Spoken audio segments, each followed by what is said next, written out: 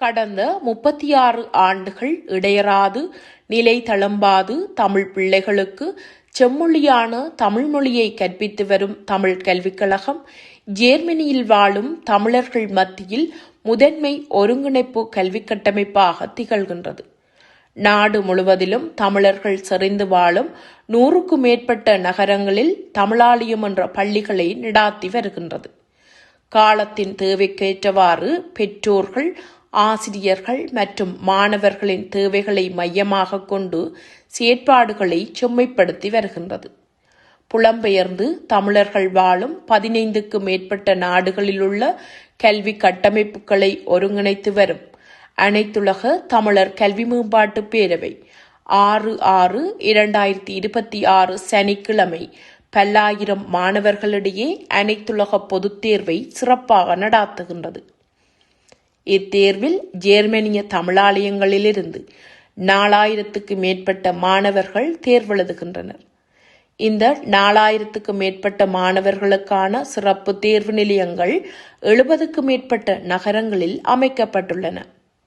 இத்தேர்வில் ஆண்டு 1 தொடக்கம் ஆண்டு 12 வரையிலான மாணவர்கள் தேர்வெழுதுகின்றனர். தேர்வு நிலையங்களில் மேற்பார்வையாளர்களாக 400க்கும் மேற்பட்ட ஆசிரியர்கள் சிறப்பாக பணியமர்த்தப்பட்டுள்ளனர்.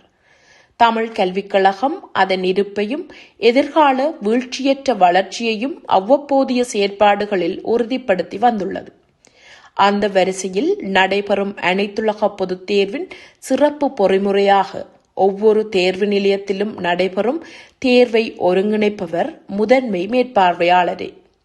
அப்பொறுப்புமிக்க பொறுப்பை ஜேர்மனியில் பிறந்து தமிழாலயங்களில் பயின்று அங்கேயே பயிற்றுவிக்கும் 70க்கும் மேற்பட்ட இளையர்கள் தெரிவு செய்யப்பட்டு அவர்களுக்கு சிறப்பு பயிற்சிகள் வழங்கப்பட்டுள்ளன. அவர்கள் இன்று நடைபெறும் தேர்வை ஒருங்கிணைத்து நடாத்தி கொண்டிருக்கிறார்கள். இப்பொறுப்பு வாய்ந்த பணி அவர்களின் வயதையும் பட்டறிவையும் முட்ட முடியாத நிலையாக இருந்தாலும் அவர்களுக்கு பயிற்றுவித்த பல மூத்த ஆசிரியர்கள் தேர்வு நிலையங்களில் மேற்பார்வையாளர்களாக பின்னின்று அணிவகுத்து பணியாற்றுவதும் இளையர்களின் பொறுப்புக்கு வளம் சேர்த்து பலம் தருவதும் தமிழ் கல்விக் கழகத்தின் பரிணாமத்தின் அடுத்த படியாகும். பண்பட்ட நிலத்து பயிர் செழித்தோங்கும் என்பது பொய்யாமொழி. ஜேர்மனியில் தமிழ் மொழியும் தமிழர் பண்பாடும் தமிழாலயங்களின் ஊடாக வேர்களாக இறங்கி விளைந்து செழித்து விழுதுகளாகியுள்ளன. நடைபெறும் இவ்வனைத்துலக பொதுத் தேர்வின் விடைத்தாள்கள் இன்று மாலைக்குள் ஸ்டுட்கார்ட் நகரில் அமைந்துள்ள நடுவச் செயலகத்தில் ஒன்று திரட்டப்பட்டு அவை அனைத்தும் நாளை மறுநாள் அனைத்துலக தமிழர் கல்வி மேம்பாட்டு பேரவையிடம் கையளிக்கப்படும். அங்கு விடைத்தாள்கள் திருத்தும் பணியை பன்னாட்டு ஆசிரியர் குழாம் முன்னெடுக்கும். 14 மற்றும் 20 ஆகிய நாள்களில் அனைத்துலக பொதுத் தேர்வின் 2ஆம் பகுதியான புலன்மொழி வளத்தேர்வு தமிழாலய மட்டத்தில் சிறப்பு நடுவர்களால் நடாத்தப்படும்.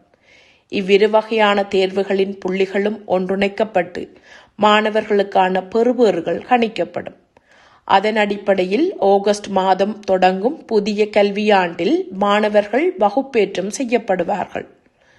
நிறைவு பெறும் இக்கல்வியாண்டில் கல்வி செயற்பாடுகள் சிறப்பாக நடைபெற தன்னலமற்று பணியாற்றும் ஆசிரியர்கள், நிர்வாகத்தினர் மற்றும் அவர்களின் குடும்பத்தவர்கள் அனைவருக்கும் நடுவச் செயலகத்திலிருந்து கல்வி மற்றும் தேர்வு பிரிவுகளின் பொறுப்பாளர்கள் தங்களது மனமார்ந்த நன்றியை தெரிவித்துக் கொள்கிறார்கள். சிறப்புமிக்க இந்நாளில் பெற்றோர்கள் மற்றும் மாணவர்களுக்கு தமிழ் கல்விக் கழகத்தின் பொறுப்பாளர் தனது அன்பையும் பாராட்டையும் தெரிவித்துக் கொள்கின்றார்.